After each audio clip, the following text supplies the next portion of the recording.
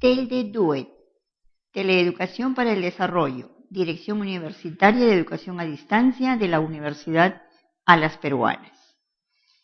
Nuevamente nos reencontramos en este interesante taller y en esta tarde para ver el último de los temas vinculado a las reflexiones acerca del rol del psicólogo en su condición de persona, de ciudadano y como profesional de las ciencias de la salud. ¿Cuáles son los objetivos que hoy vamos a revisar? El primero de ellos, reflexionar acerca de ser psicólogo, esto que consideramos ser la profesión, cómo es percibido también en nuestra realidad. El segundo objetivo es evaluar el rol del psicólogo como persona, ciudadano y profesional de la salud. Para ello vamos a hacer una pequeña revisión. En principio de la psicología como objeto de estudio, el rol del psicólogo y la contribución que él puede dar a la sociedad y por ende también al desarrollo humano en general. Muy bien, entonces vamos a empezar con un concepto básico e interesante. Normalmente las personas tienen una idea o una referencia como resultado de su percepción acerca de lo que es ser psicólogo. Y generalmente vamos a escuchar diversas situaciones u opiniones. Una de ellas, por ejemplo, es que es la persona, dicen, que cambiará tu forma de pensar sin que te des cuenta. Un poco más nos atribuyen cuestiones mágicas, situaciones en las que aparentemente el paciente o cliente nada tiene que hacer y solamente es parecido a un objeto en nuestras manos. Situación que es totalmente alejada del concepto científico, ético, moral de nuestra profesión. Otra percepción muy común también es escuchar lo siguiente. Hay muchas cosas, ¿no?, que hacen los psicólogos para corregir las conductas, cuando todo es tan fácil hacerlo en función a la experiencia. Y agrego un comentario más. ¿Para qué psicólogo? Si yo soy una persona una persona que he triunfado en la vida y no necesité de ninguno de ellos. Entonces, es una percepción también errada, por cuanto sabemos muy bien que la autopercepción puede ser equivocada. Eso lo sabemos por estudios y por formación.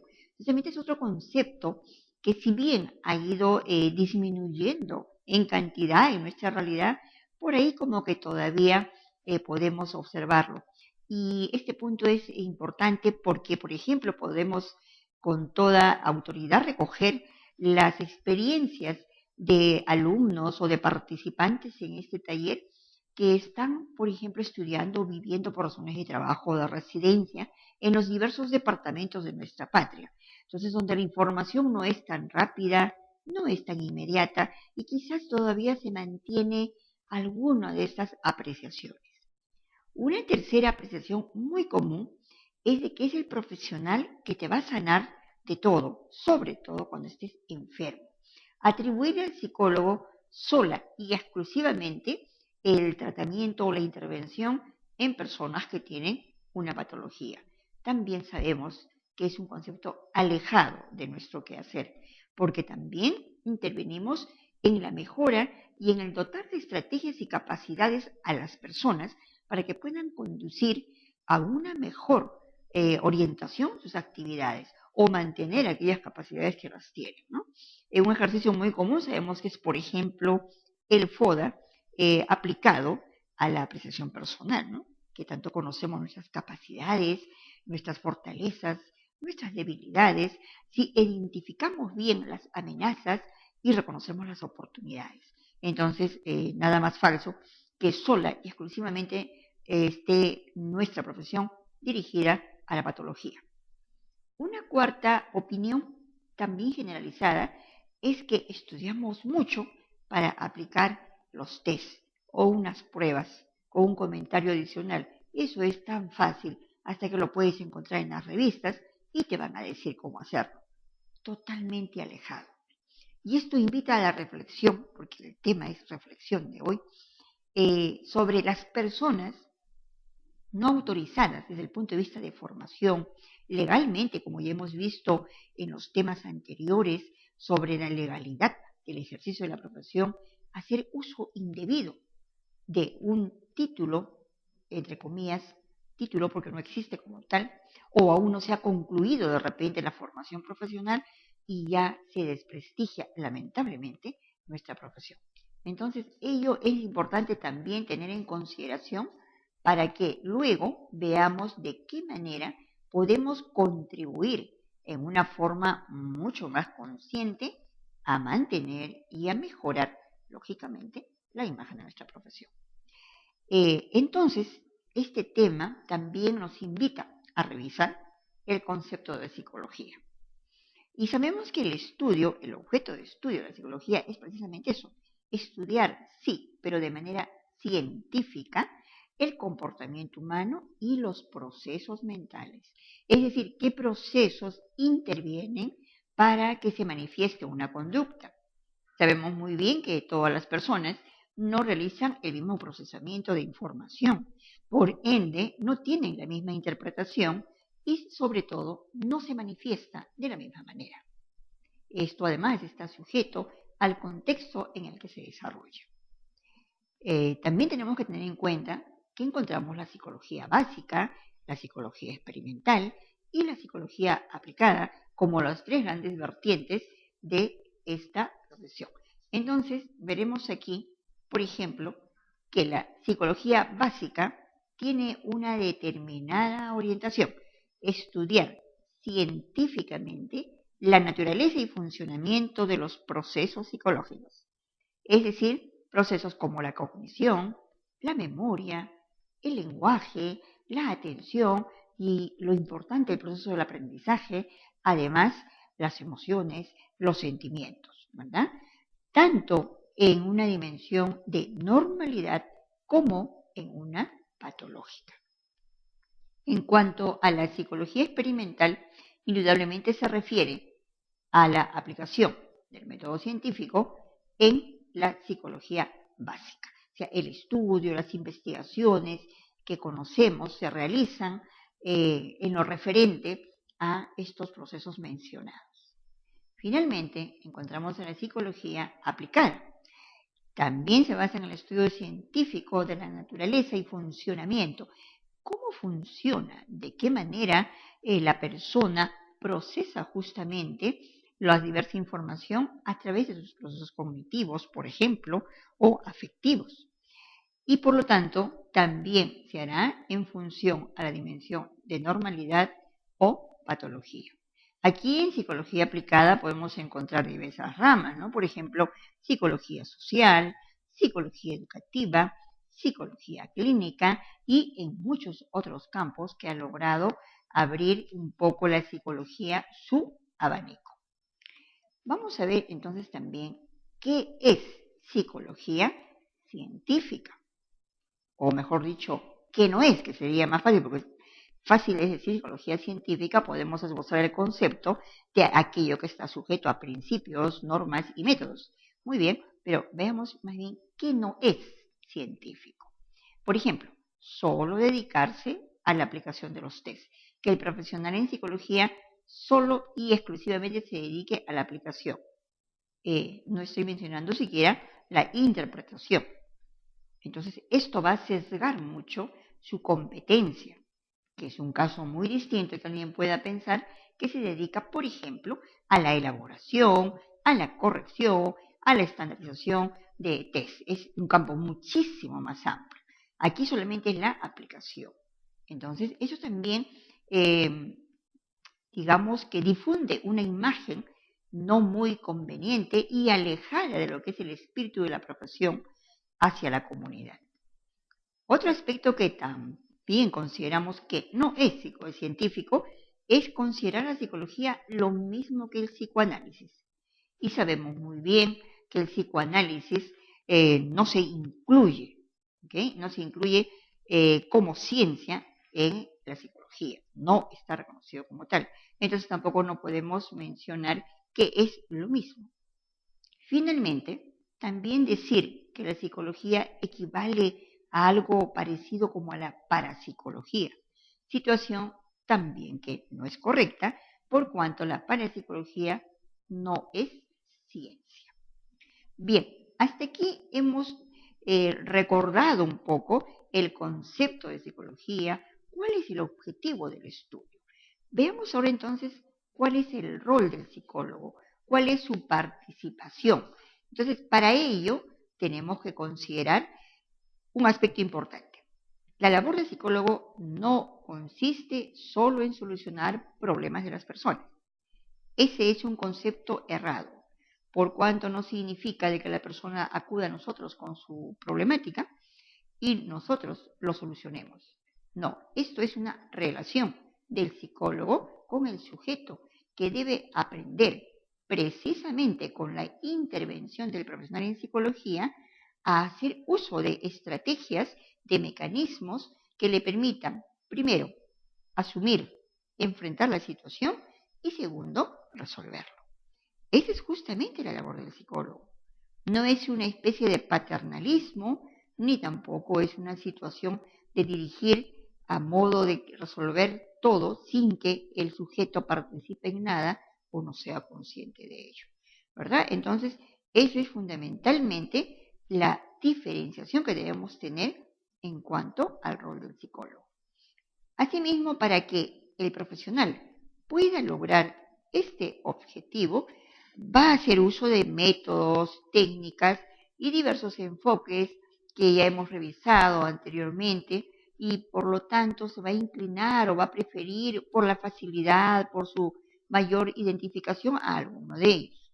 Lo cierto es que también siempre deberá adicionar una escucha activa, una capacidad empática que debe ir desarrollando progresivamente.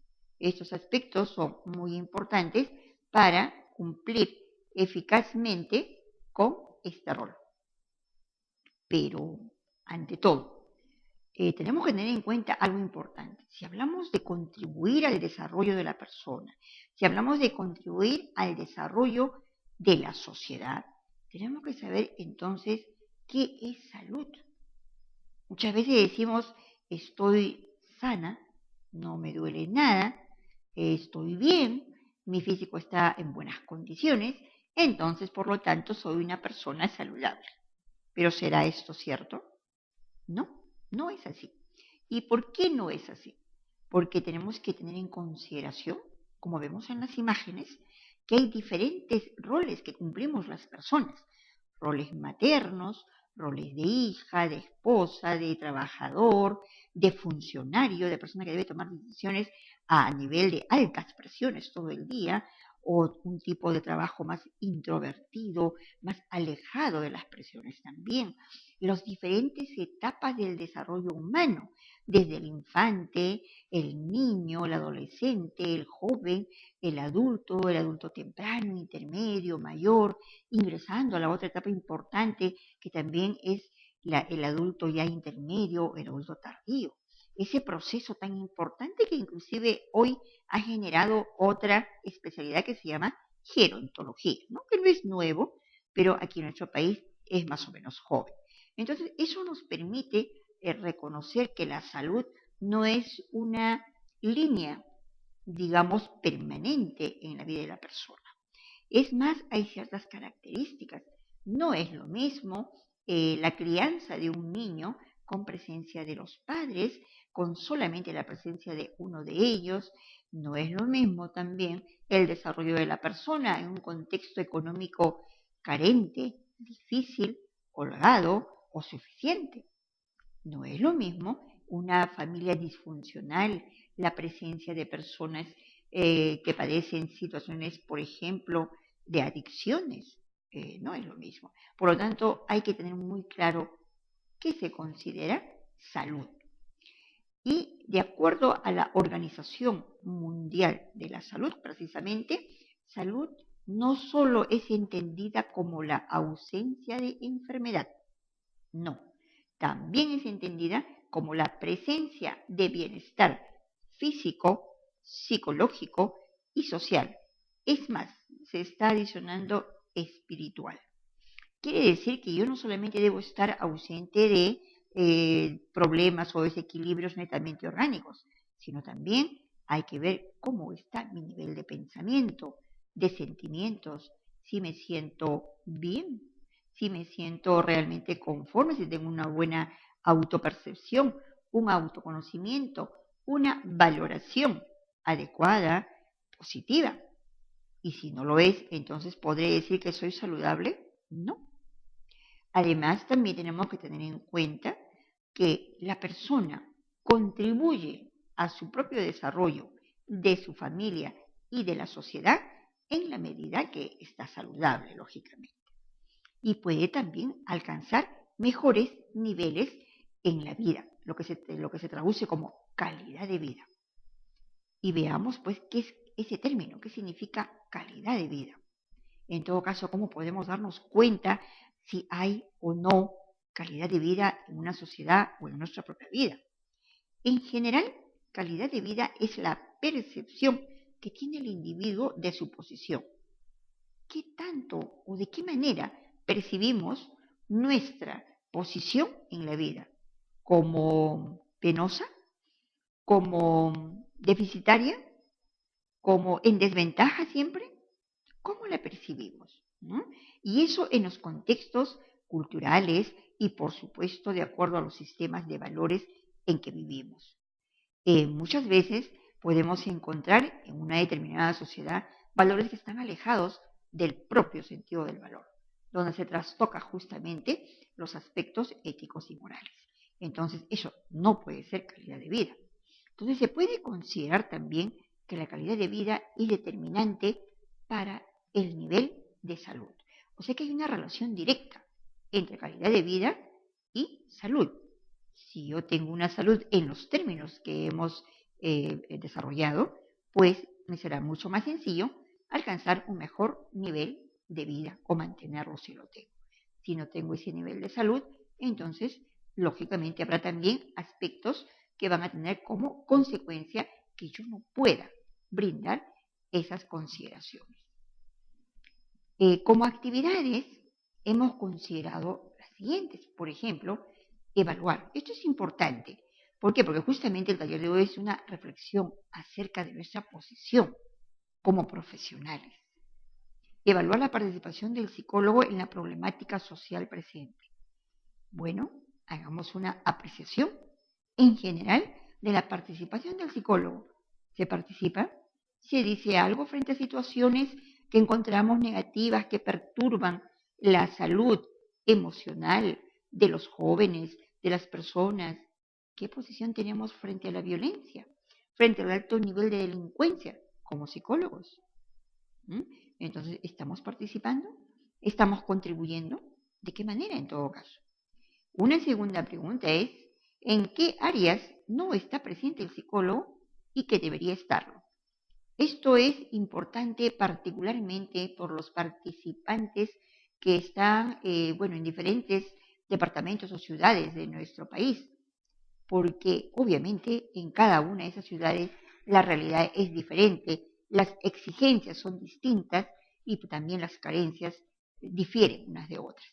Entonces, en donde no hemos visto la presencia del psicólogo y consideramos de repente que sí es necesaria. ¿En qué áreas? Una tercera interrogante es ¿qué indicadores observamos en la sociedad que conducen al deterioro de la salud mental? No se trata de saber cómo está la salud mental, qué aspectos están mucho más afectados, no. ¿Qué aspectos, qué indicadores estamos viendo que se desarrollan en la sociedad y que de repente están contribuyendo, por supuesto, de manera negativa, porque deterioran el nivel de salud de las personas? Y la última interrogante, ¿cuál es o debe ser la contribución del psicólogo para que la población alcance un mejor nivel de salud? ¿Cómo contribuir? ¿Solo de manera individual? ¿O cómo podríamos diseñar una estrategia para contribuir precisamente a mejorar ese nivel de salud en nuestra población? De esta manera, estimados participantes, hemos concluido este taller. Muchas gracias por su participación y será hasta cualquier momento.